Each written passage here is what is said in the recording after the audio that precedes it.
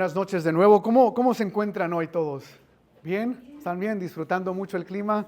El verano se nos vino en full force, diríamos en inglés. Caliente, húmedo, pero agradecidos con el Señor que hay sol, que las plantas puedan crecer y todo lo demás. Los que les gusta el jardín o tienen comida plantadas ahí, es bueno que el sol salga, que llueva y todo lo demás. Continuamos la impasibilidad de Dios y quiero ir lento, entonces mi plan es terminarlo hoy, no sé. Estoy viendo mis notas, viendo los slides, la verdad no sé. Pero si pueden abrir su Biblia conmigo a Primera de Juan, capítulo 4, verso 16. Primera de Juan, está casi al final. Capítulo 4, verso 16, y el que lo tenga, si sería tan amable de leerlo, por favor. Y nosotros hemos conocido y creído el amor que Dios tiene para con nosotros. Dios es amor, y el que permanece en amor, permanece en Dios y Dios en él. Perfecto. Nosotros la semana pasada introducí el tema de la impasibilidad y quiero dar un resumen breve, pero un poco extenso, nomás para recordarles ahorita en los slides, perdón, pensé que había puesto el slide, ahí está. En los slides solo voy a recordarle de algunas cosas, no voy a ir por todo, pero para los que no estuvieron hace 2 semanas mínimo van a tener una idea. Y luego hoy vamos a hablar de ciertos aspectos.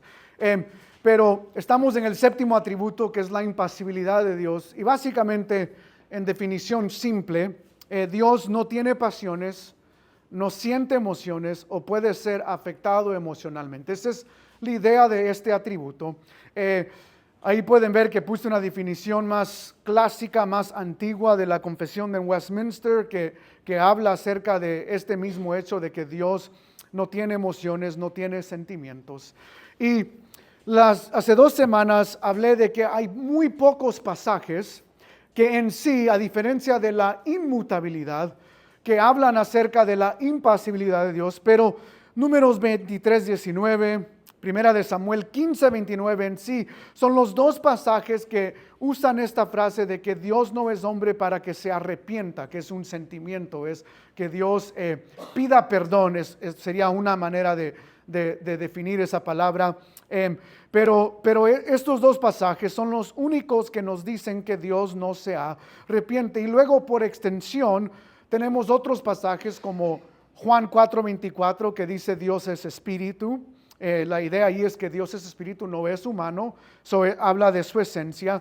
Y luego Hechos 17:29 que dice que no hay que pensar de la divinidad como que si fuera semejante a oro, plata o piedra, escultura de arte y imaginación de hombres. Es decir, que por un lado no hay que reinventar a Dios, pero por otro lado tampoco hay que asumir que Dios es un ser humano. De nuevo, estos son los pasajes que algunos directamente dicen Dios no tiene sentimientos y otros por extensión hacen la distinción de que Dios es espíritu y no es humano.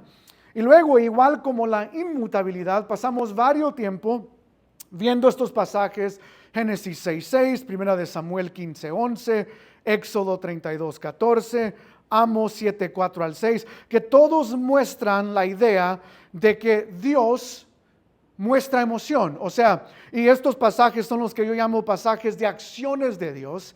Y lo que hice es usar los mismos argumentos en cómo entendemos estos pasajes que usamos con la inmutabilidad.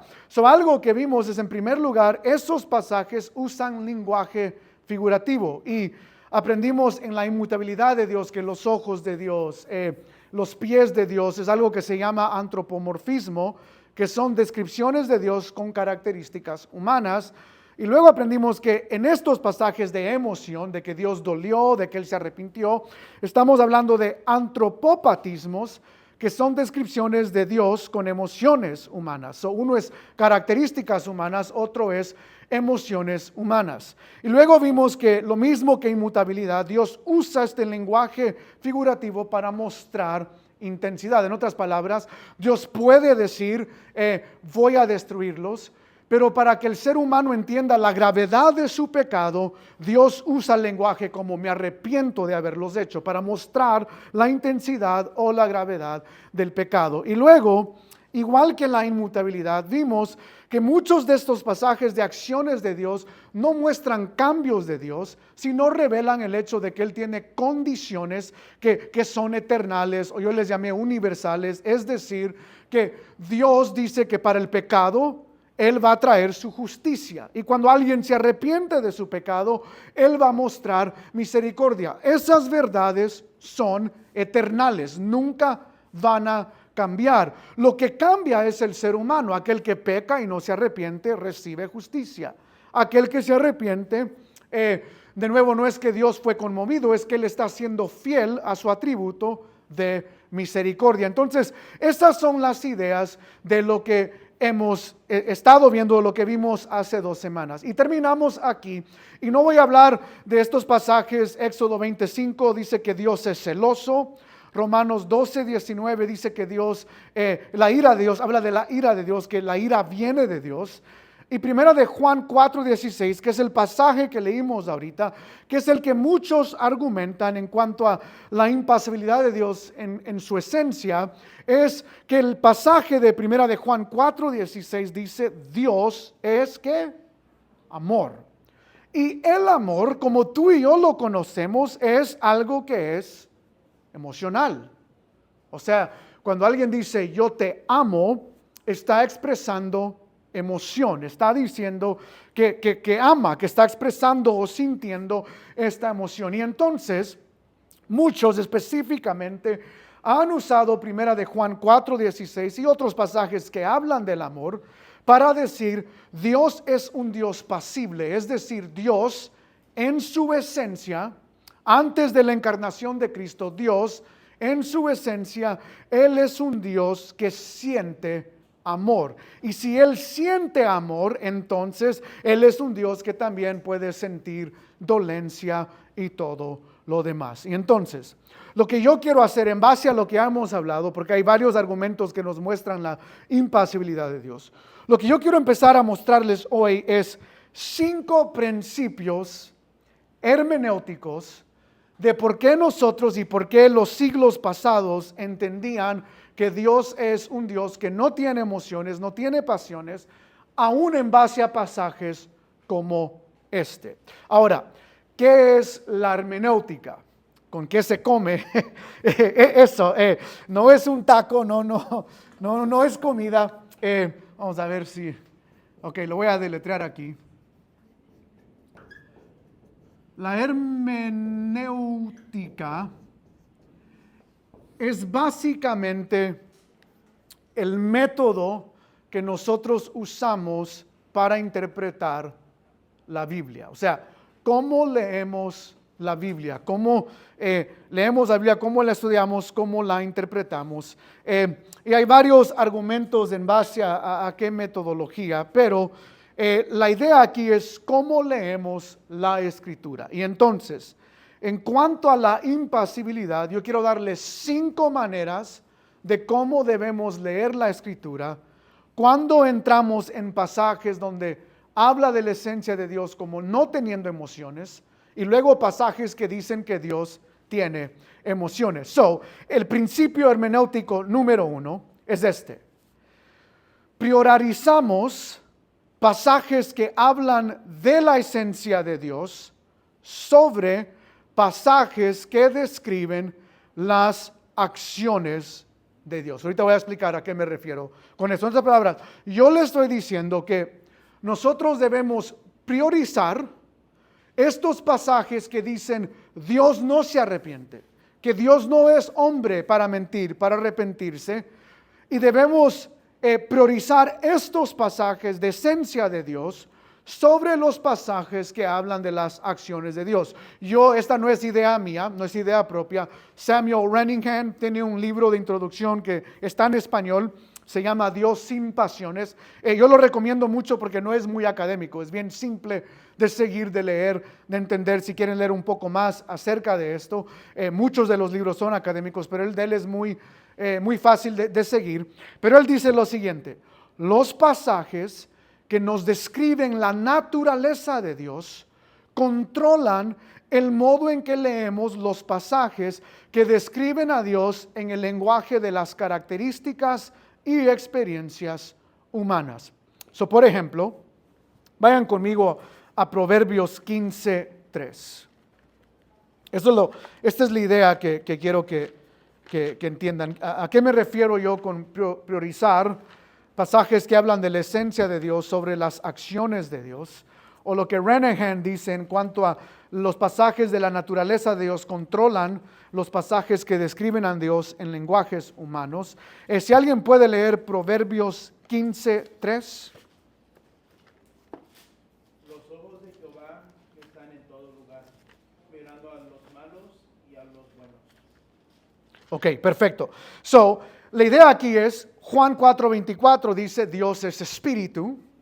Y luego tenemos un pasaje como Proverbios 15:3 que está usando lenguaje antropomórfico para decir que Dios tiene ojos. Y el argumento de Samuel Renihan es, cuando leemos Proverbios 15:3, ese es el primer principio, nosotros no hay que imaginar a Dios como un Dios que literalmente tiene ojos. ¿Por qué? Porque damos prioridad a pasajes que nos dicen que Dios es ¿qué? Espíritu. Ese es el argumento, o sea, esa es la idea. Este es el primer principio, que cada vez que usted en la escritura lea pasajes que Dios tiene pies, o que la boca del Señor, o la nariz del Señor, y todo lo demás, de nuevo, que son pasajes antropomórficos, ya vimos eso en la inmutabilidad de Dios, pero la idea más allá de eso es siempre recordar que la Biblia canónicamente ya ha establecido que Dios es espíritu. Yo pongo por prioridad esa idea sobre la idea de estos pasajes que dicen que Dios tiene ojos y pies y todo lo demás. Y por eso, por este principio hermenéutico, es que nosotros afirmamos es un lenguaje antropomórfico. ¿Se entiende? O sea, es figurativo, porque si no, la Biblia se ¿qué? Contradijera. O sea, estaríamos diciendo, ok, ¿cómo es Dios espíritu, pero a la misma vez tiene ojos y todo lo demás? Ese es el punto aquí. Números 23:19, a diferencia de Génesis 6:6, no lo vamos a leer, pero de nuevo, esta es la idea de Samuel Renihan. Priorizamos pasajes que dicen que Dios no miente, que Dios no se arrepiente, sobre pasajes que dicen, como en Génesis 6:6, que Dios se arrepintió de haber creado al mundo. Y luego el resto del capítulo nos muestra el diluvio. Entonces Samuel Renihan está diciendo, como principio de leer la Biblia, cuando vemos estos pasajes que muestran que Dios da emoción, debemos recordar que hay otros pasajes que dicen que Dios no muestra emoción. Y estos pasajes que hablan de que Dios es espíritu, de que Dios no muestra emoción, deben ser puestos como prioridad sobre los pasajes que dicen que Dios tiene características o experiencias humanas. ¿Queda claro este primer concepto de hermenéutico? ¿Se entiende lo que estoy diciendo? O sea, priorizamos el hecho de que la Biblia dice Dios es espíritu, priorizamos el hecho de que la Biblia dice que Dios no miente y no tiene emociones, cuando leemos estos otros pasajes que parece ser presentar a un Dios que es humano o a un Dios que tiene emociones o cambia aún. Porque estos argumentos, estos principios tanto explican la inmutabilidad como la impasibilidad. Pero sí queda claro este primer principio. ¿Sí? Ok, muy bien. Ese es el primer aspecto. Ahora, hay otro principio que ya lo hemos visto, pero hoy quiero ir más profundo en esto. Y de nuevo, es un principio hermenéutico. Aquí priorizamos pasajes que hablan de la esencia de Dios sobre acciones de Dios, o la naturaleza de Dios sobre las características y experiencias de Dios, como dice Samuel Renihan.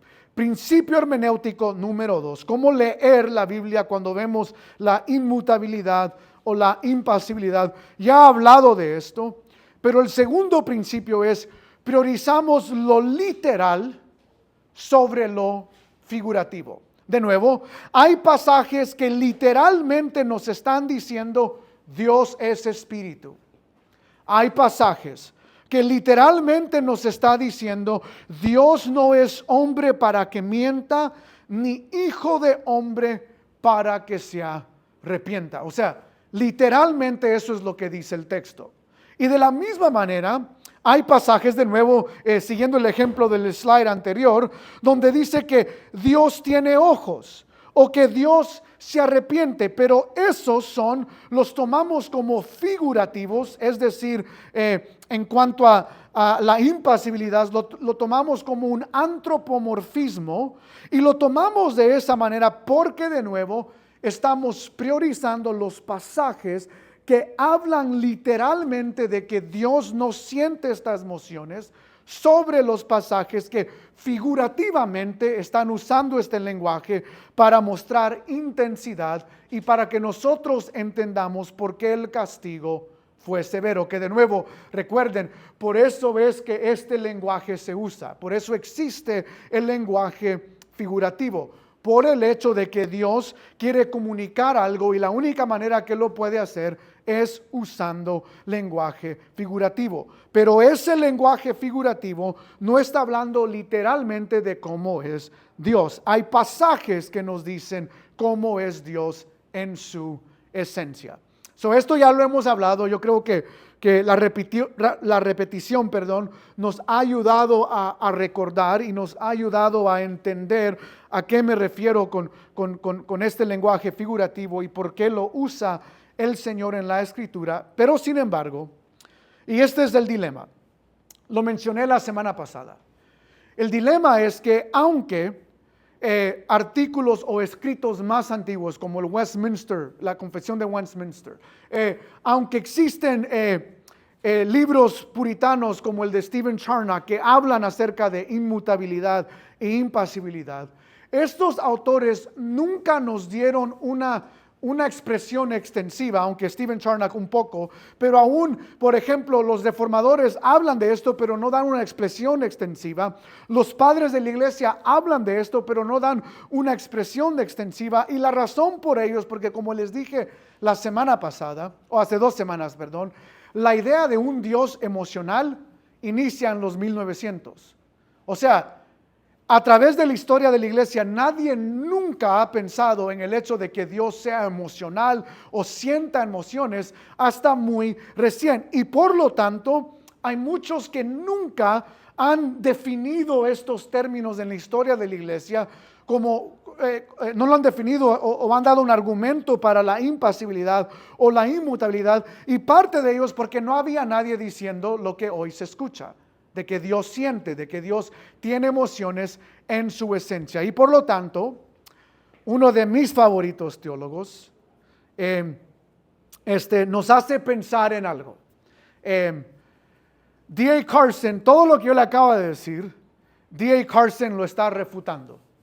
Y es importante entenderlo. O sea, este principio hermenéutico de priorizar los pasajes de la esencia de Dios sobre los pasajes que hablan acerca de las acciones de Dios como emocional o de que Él cambia, o priorizar lo literal de Dios sobre lo figurativo. D.A. Carson dice time out, o sea, hay un problema con eso. Y quiero leerles esta frase. O sea, él está argumentando en contra de lo que yo le acabo de decir y para que sepan, él es un mentor mío.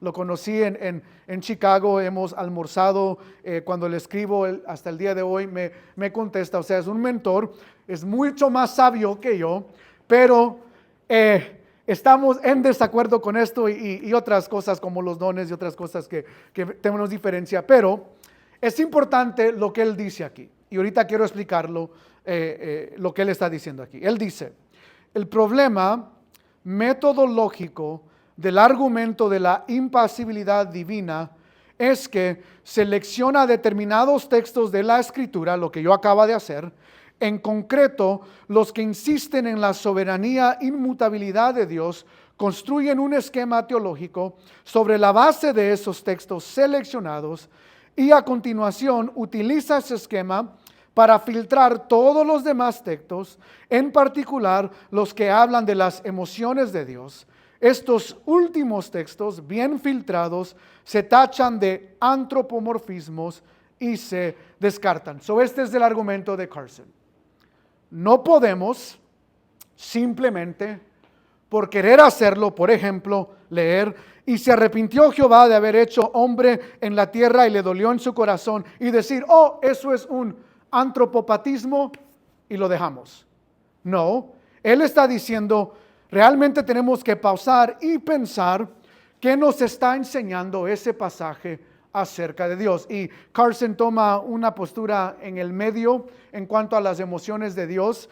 Y la idea de Carson, compatibilismo o compatibilism es como se dice en inglés. La idea de Carson es que Dios decreta mostrar emociones y por lo tanto, porque Él lo decretó, Él muestra emociones. De nuevo, es muy contrario a lo que la historia de la iglesia ha enseñado. Pero estoy de acuerdo que su argumento es válido. En otras palabras, solo déjeme repasar un poco, regresar a algo de lo que acaba de decir. Yo no simplemente puedo decirle estas reglas hermenéuticas de cómo leer la Biblia y que usted simplemente se lo crea.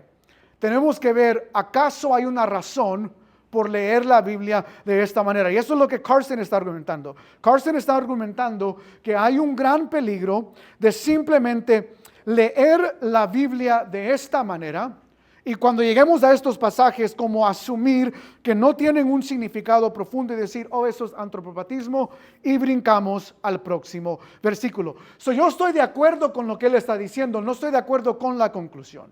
Lo que yo quiero mostrarle es que esto lo hacemos todo el tiempo. Y aún Carson, porque él es complementario, es decir, cree en un orden en cuanto al hogar de que el hombre es la cabeza, él hace lo mismo, porque Carson es fiel a la interpretación del texto. Él hace lo mismo cuando hablamos de algo literal y algo metafórico. Mi punto es, yo no simplemente le estoy dando argumentos hermenéuticos para dárselos y decir cómo hay que excusar los otros pasajes. No, lo que le quiero mostrar es que nosotros hacemos esto todo el tiempo. Déjenme darles un ejemplo y ahorita los voy a poner a trabajar. Ok, ¿a qué me refiero? Carson estaría de acuerdo conmigo en esto. A través de la Biblia nosotros priorizamos lo literal sobre la metáfora. Aquí les pongo definición. ¿A qué me refiero? Literal es un término gramatical que entiende una palabra utilizada en su sentido más básico. Por ejemplo, este es ¿qué? ¿Qué es esto? Es un pizarrón. O sea, literalmente es un pizarrón. Y luego hay lenguaje como lo que hablamos figurativo, que es la metáfora. Es lenguaje figurativo que entiende que una palabra no se utiliza en su sentido más básico, sino de forma simbólica. Y de nuevo, nosotros cuando leemos la Biblia, hacemos lo que yo estoy diciendo que hagamos con estos pasajes de priorizar la esencia de Dios sobre las acciones de Dios. Cuando nosotros leemos la Biblia entendemos cuando algo es literal, algo que realmente ha sucedido, y cuando la Biblia está usando lenguaje figurativo como metáforas. Y Carson hace lo mismo. Él entiende que hay que priorizar lo literal y tomarlo como literal y no tomar una metáfora y convertirla en algo literal o viceversa, tomarlo literal y tomarlo metáfora. Ahorita vamos a ver algunos ejemplos. Y luego, por otro lado, otra manera que leemos la escritura, hay textos prescriptivos, ¿ok? Y a lo que se refiere este término es, estos textos nos dicen claramente lo que debemos y no debemos hacer. Y hay textos descriptivos que nos describen acontecimientos, pero no deben considerarse como órdenes a seguir o como patrones a seguir. Y aún Carson estaría de acuerdo conmigo en esto también, de que nosotros priorizamos textos prescriptivos sobre textos descriptivos. Ahora, sin darles ejemplos, usted va a hacer un ejercicio.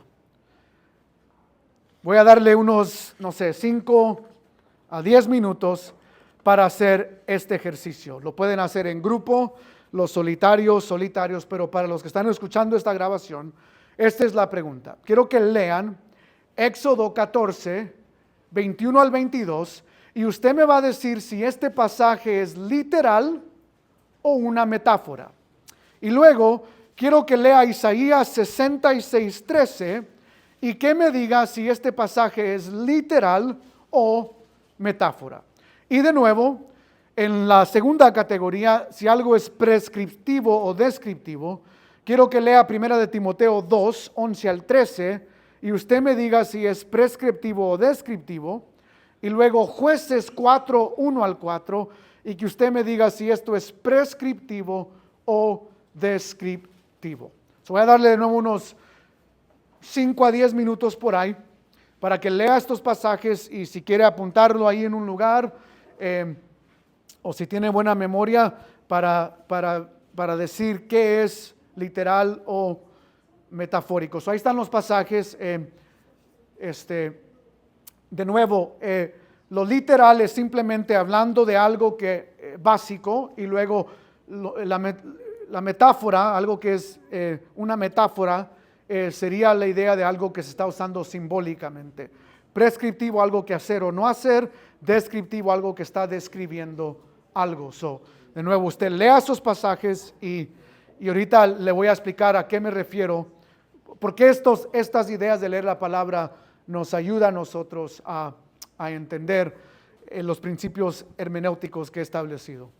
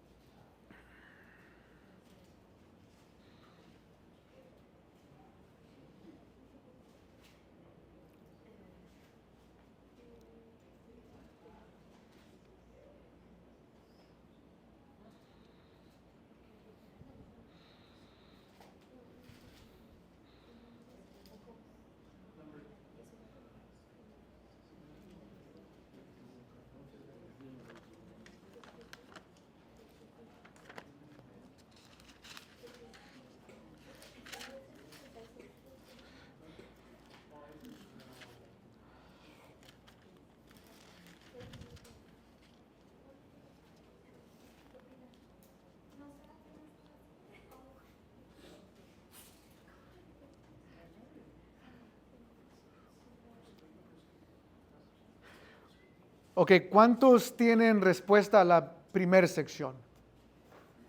¿Ya tienen respuesta a la primera sección? ¿Sí? Ok. Voy a leer Éxodo, ahorita les doy tiempo para la segunda, así para que no haya mucho silencio en la grabación. Ok, literal o metáfora. Éxodo 14, 21 al 22 dice, y extendió Moisés su mano sobre el mar, e hizo Jehová que el mar se retirase por recio viento oriental toda aquella noche, y volvió el mar en seco, y las aguas quedaron divididas.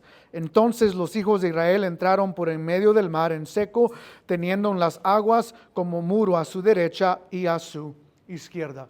¿Literal o metafórico? ¿Alguien dice metafórico? Qué bueno, porque me hubieran preocupado. Es literal, o sea, es histórico. Realmente Moisés hizo esto.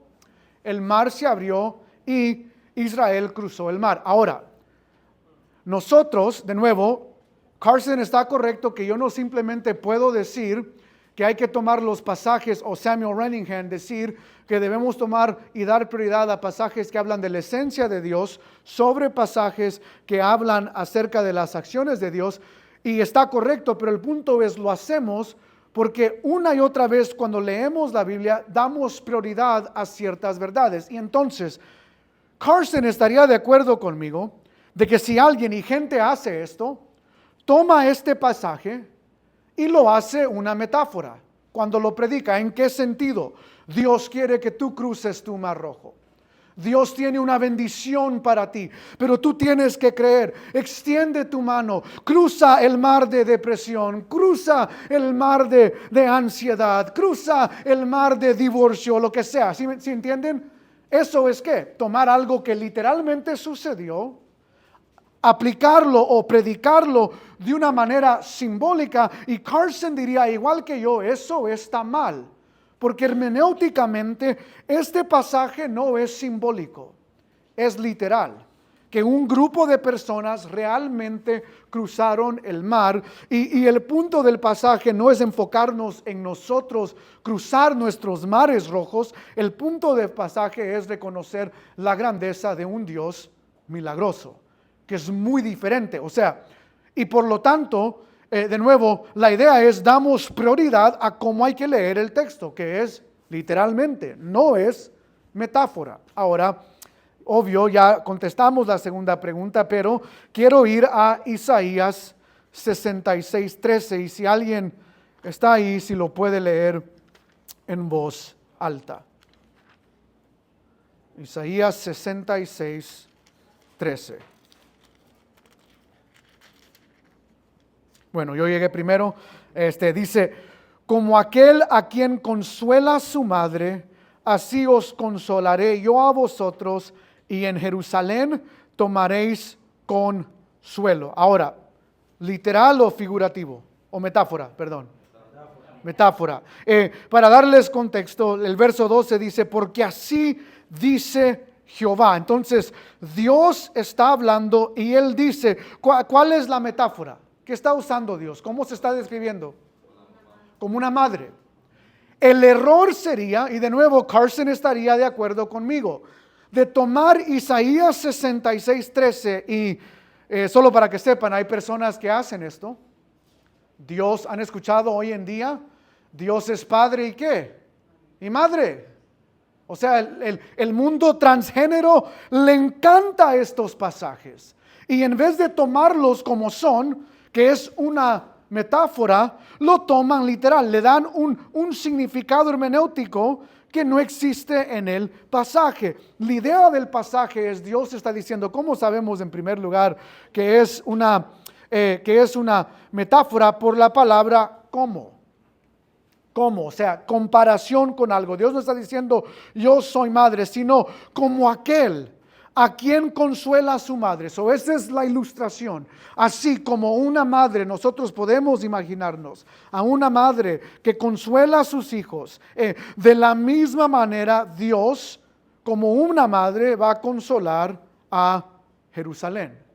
O sea, esa es la imagen. Y gramaticalmente sabemos que es una metáfora. Y el error sería no dar prioridad al hecho de que es una metáfora y hacer lo que muchos hacen en nuestra cultura y decir, no, la Biblia dice que Dios es madre.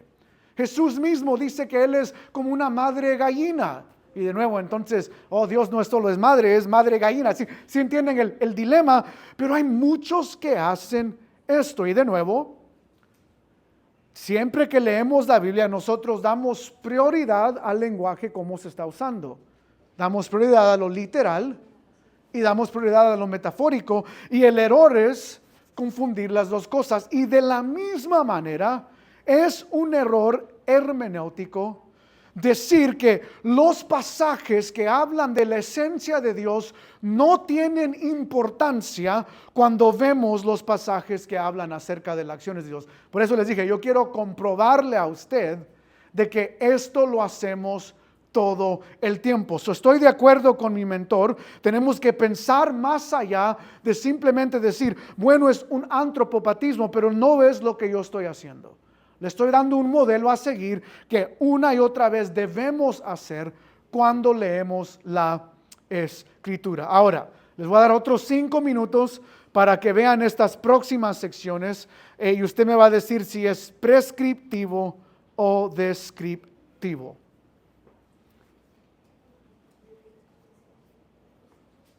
Y de nuevo quiero que si pueden guardar o salvar, no sé cómo se dice, los pasajes para leerlos juntos. Ahorita los vamos a ver juntos.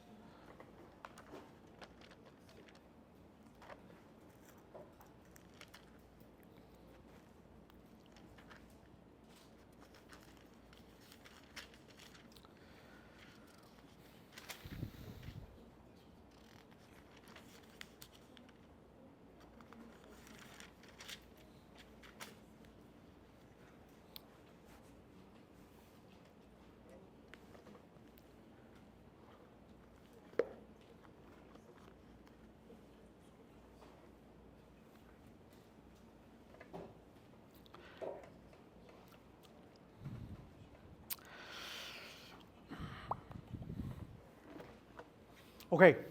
¿Ya tienen respuestas para mí? ¿Sí? Ok. ¿Con cuál empezamos? Hagamos Jueces primero.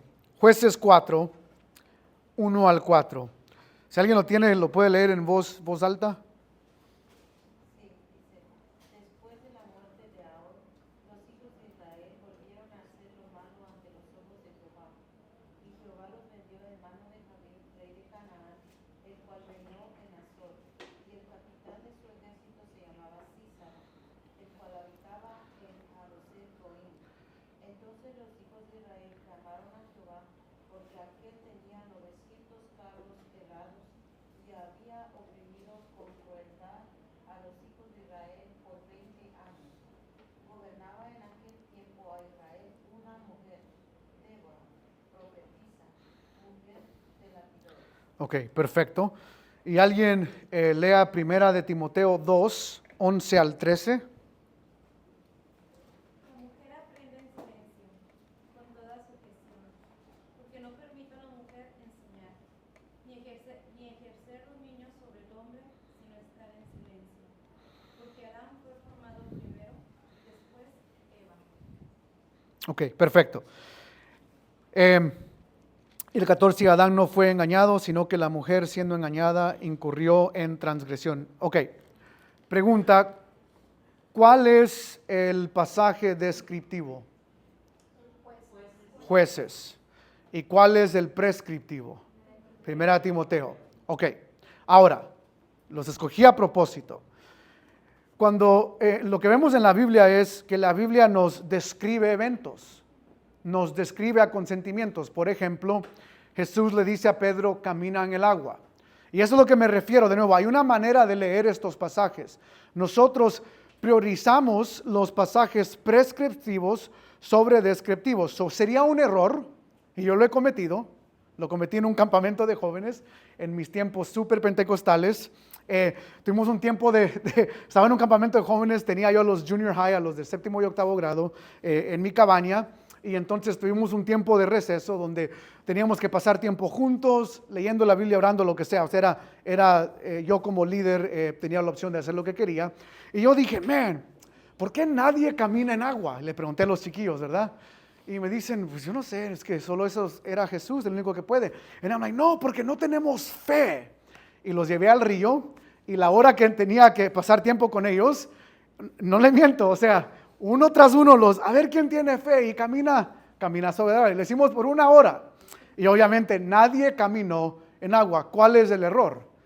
Ese ejemplo, cuando Jesús le dice a Pedro, camina en agua, nos está describiendo algo. No está diciendo, hey cristianos, parte de tu fe cristiana es caminar ¿en qué? En agua. Y de nuevo, el error es tomar una descripción, y mucha gente hace esto. Pablo ascendió al tercer cielo, y algunos que dicen, yo quiero ¿qué? Ascender al tercer cielo. Esa es una descripción, no está diciendo que todo cristiano debe ascender al tercer cielo. Y este es el dilema. Cuando tomamos pasajes que describen algo y le damos prioridad como si Dios estuviera diciendo, hay que hacer esto. Y la razón por la cual quise usar estos pasajes es porque muchos usan a Débora ¿para qué? Para decir que hay ¿qué? Pastoras.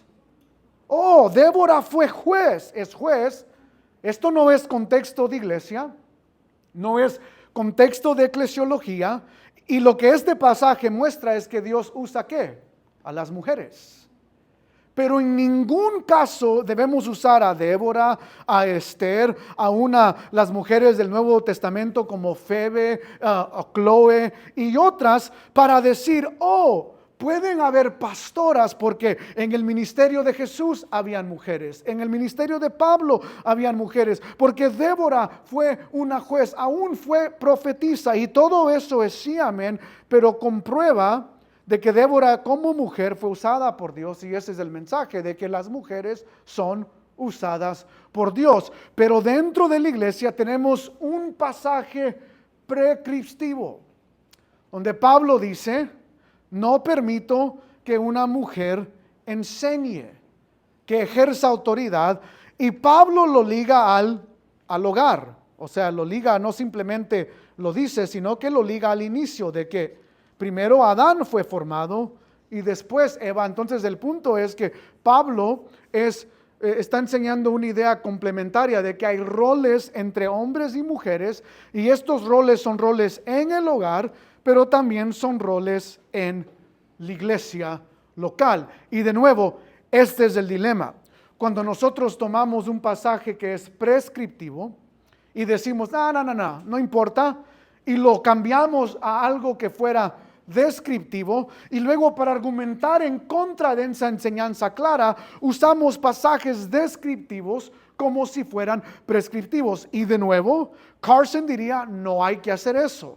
Debemos priorizar lo prescriptivo sobre lo descriptivo y notar la diferencia. De la misma manera como yo le estoy diciendo, hay que priorizar los pasajes de esencia de Dios sobre los pasajes que hablan acerca de las acciones de Dios. Ahora quiero pausar, y sé que tal vez aquí nos podemos desviar mucho en qué significa esto, pero qué de esto o qué del otro, y está bien porque yo lo traje a reducir, entonces ahora me toca a mí contestar preguntas, pero veo que mi hermano Mario tiene una pregunta atrás, dígame, hermano.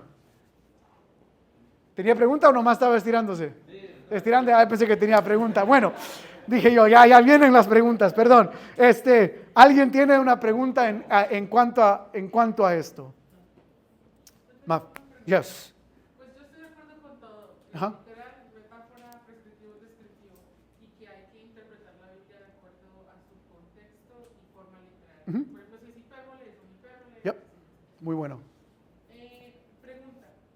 ¿Cómo podemos decir entonces que Dios no tiene emociones o no tiene pasiones? Porque estaba pensando, por ejemplo, no hay una palabra como la palabra como, que dice Dios como que se arrepintió. Yes. Sino dice Dios se arrepintió de crear al hombre. Ujú. O también hay pasajes que dice que Dios tiene misericordia, Dios Ujú. tiene paciencia. O si Jesús es Dios, dice Jesús lloró. No sé en español. Yes. Pues, bueno. Yeah, Jesus wept. Jesús lloró. Juan 11:35. Yes. Porque, by the way, qué celosa que conociste al señor Carson, que yo Ujú. tengo libros de él, pero Yeah. yo estoy de acuerdo más en el campo de él, de que yo siempre he crecido con el conocimiento de que Dios tiene emociones, y si la Biblia dice que se arrepintió, y la Biblia dice que no se arrepiente, Sí. pues no se arrepiente. Y cómo es, pues así es, y no tengo que preguntar, ¿sí me entiendes? Sí. Entonces, ¿cómo se explica eso? Ya, de nuevo, yo estoy diciendo que hay que priorizar el hecho de que Dios nos ha dicho claramente, yo no soy esto. Y luego hay pasajes que en descripción, o sea, en narrativas, Dios dice en este sentido, yo me arrepiento de haber hecho al ser humano. Estás correcta en el sentido de que el pasaje no dice cómo un ser humano, o sea, no da la idea de que es figurativo. La razón por la cual lo ponemos como algo figurativo, la razón por la cual, de nuevo, existe en el hecho de antropopatismos desde los padres de la iglesia que entendían que Dios no tenía emociones, parte de esa razón, aunque no lo explicaron profundamente, es por el hecho de que hay pasajes que dicen, yo no soy un ser humano. Sí, yo lo que estoy diciendo es que hay que priorizar, estos pasajes sobre estos de la misma manera que nosotros hacemos en otras porciones de la Biblia. Ese es mi argumento primordial. Pero, bueno, otra pregunta más que alguien tal vez tenga. Porque dijiste algo de Jesús lloró. Tenemos tiempo y déjeme darle otros tres principios hermenéuticos. El número 3, que es el pasaje que leímos. Dios es amor. Y es aquí donde realmente, de nuevo, usando el argumento de Mafe, aquí no es Dios es como alguien que ama. La palabra dice que en su esencia Dios es amor. Pero este es el principio hermenéutico número 3. Lo mismo con Dios es celoso, lo mismo con la ira de Dios. Dios es amor, Él no hace amor. Y estoy usando hace específicamente en el sentido, porque no quiero decir Dios no muestra amor, porque eso sería una herejía. En otras palabras, tú y yo no somos amor, tú y yo expresamos o hacemos amor. Dios no expresa, no quiero usar expresar, pero Dios no hace amor, sino que Él es amor, y porque Él es amor, Él expresa amor. Y por lo tanto, de nuevo, yo estoy afirmando que este pasaje no contradice el hecho de que Dios no tiene emociones, sino que lo está afirmando. Dios no siente amor, Él es amor, pero nosotros sí podemos sentir sus afectos. Ahora, esto es algo que yo no he leído, tal vez existe en un libro, pero es uno de los argumentos que yo he usado en mis escritos, que algunos teólogos no han pensado, y déjenme darles esta ilustración. La Biblia es claro de que Dios es amor, y esta es la idea que yo quiero que usted entienda. Voy a escribir la palabra aquí, fuego. Y estoy usando esto para que entendamos la esencia de Dios como amor, a diferencia de hacer amor. El fuego es ¿qué? Es fuego. Tú y yo, y esto es a lo que me refiero, si me acerco al fuego, ¿qué voy a sentir? Caliente, calor. El sol sale y me pega y siento ¿qué? Calor. Ahora, esto es lo que yo quiero que usted entienda. ¿El fuego siente calor? En otras palabras, ¿acaso se levanta el fuego, y estoy usando lenguaje figurativo, y dice, qué caliente hoy, prendan el aire acondicionado? No, porque el fuego es fuego. Es lo que es el fuego, y este es el misterio, pero Dios nos ayuda a entender misterios en su naturaleza. El fuego nunca dice, tengo calor, siento calor, pero es ¿qué? Fuego. Dios emocionalmente no siente amor, pero es amor. Es algo que es un misterio, pero Él realmente nos ama de la misma manera que el fuego, aunque no siente calor, si yo me acerco al fuego, siento sus afectos. Y si yo me acerco y conozco la realidad de que Dios en amor envió a su Hijo unigénito, Cristo Jesús, porque no lo siente, no disminuye. En otras palabras, Dios es amor puro, y Él realmente nos ama, y nos ama porque Él es amor. Y igual que el fuego, cuando yo me acerco a Él, siento el calor. Cuando yo me acerco a Dios, siento los efectos. Él no lo siente porque Él es amor, pero yo puedo sentir esos efectos. Decir lo que los pasibles dicen, o sea, los que dicen que Dios sí siente emoción. Carson es en el medio de nuevo, no diría esto tampoco. Por eso no me gusta la postura en el medio. Para mí es cheating, pero lo entiendo por qué lo hacen. Pero el punto aquí es esto. Los que dicen que porque Dios es amor y por lo tanto debe sentir amor, es como decir que porque el fuego es fuego, debe sentir calor. Y ese es el error para mí. Dios es amor.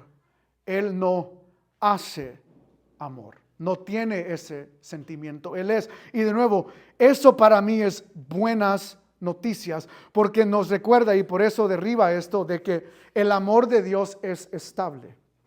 No cambia.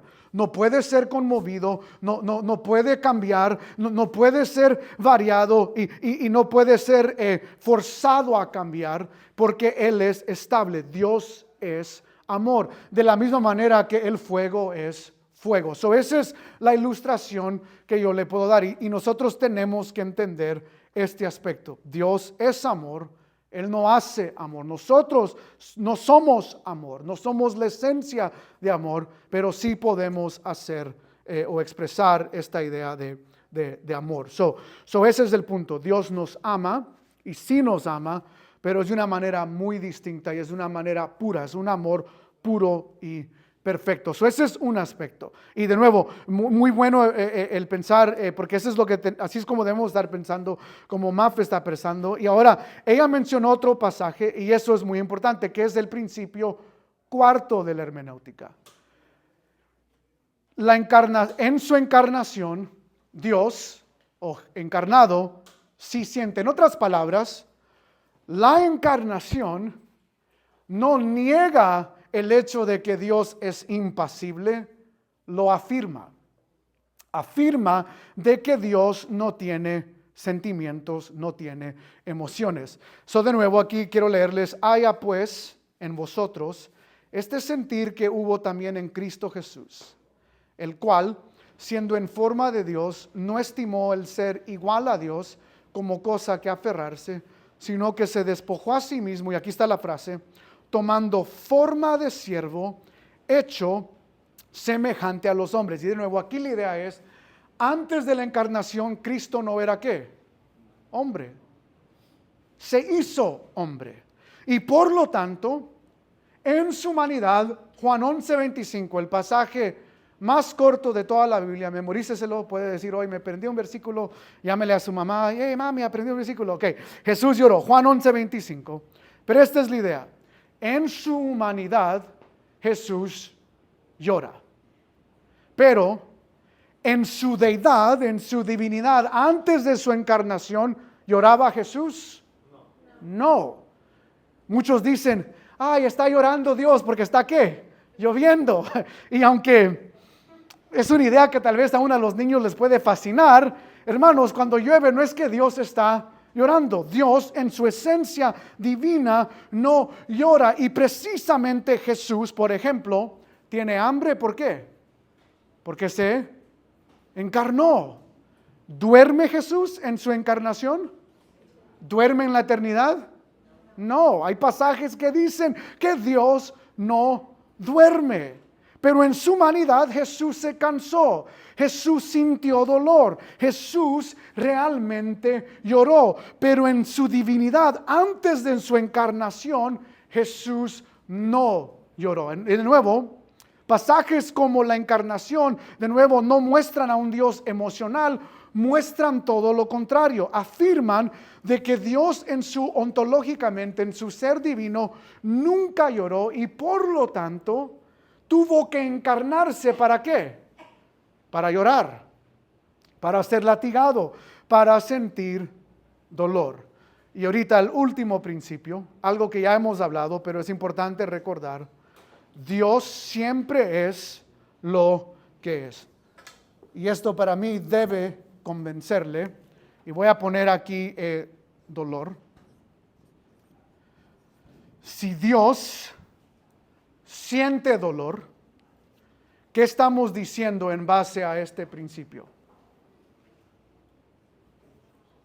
¿Que Dios qué? ¿Que Dios qué? Que Dios siempre... ¿What? Si decimos que Dios siente dolor, ¿qué estamos diciendo? Bueno, un sentimiento sí, pero ¿qué estamos diciendo en base a Dios siempre es lo que es? ¿Qué estamos diciendo? No que cambia. ¿Qué estamos diciendo? Si yo digo Dios siente dolor en su esencia, ¿qué estamos diciendo en base a ese principio? Que por toda su eternidad siempre sintió dolor. Bingo, Dios siempre es lo que es, no cambia. Si yo digo que Dios siente dolor, ¿el qué? Siempre siente dolor. Recuerden, los atributos de Dios no son variables. No son como un switch de luz donde Dios dice: hoy voy a mostrar amor, mañana voy a mostrar justicia. Él siempre es lo que es, siempre es amor, siempre es omnipotente, siempre es soberano, siempre es inmutable. Si yo digo que Dios es dolor, y por eso le dije al final de todo esto, yo le iba a comprobar que es mejor tener a un Dios que no siente emociones que tener a un Dios que siente emociones, y es por esta razón. Porque si Dios tiene dolor, cuando yo tengo dolor, antes de que Dios me pueda ayudar a mí, alguien tiene que ¿qué? Ayudarle a Él en su ¿qué? En su dolor. Y aunque humanamente nosotros queremos pensar que un Dios que siente es más amoroso y más cercano a nosotros, la realidad es que la Biblia en primer lugar no presenta a un Dios, espero estos principios hermenéuticos nos ayuden a entender eso, no nos presentan a un Dios que en su ontología siente, y eso es mejor para nosotros. Quiero terminar con esto y luego sí voy a dar tiempo de preguntas, pero quiero terminar con esta ilustración. Si tú tienes una enfermedad y vas al doctor, tú quieres que el doctor pase 5 horas agarrándote de la mano? Imagínate que estás muriendo, o sea, necesitas que alguien te atienda.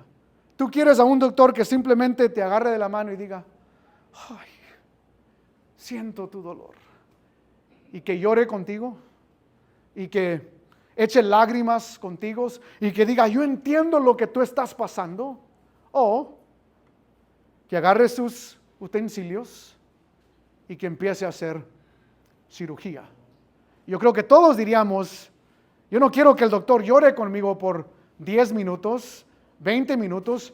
Yo lo que quiero es que el doctor haga su labor y que me ayude a mí en mi necesidad.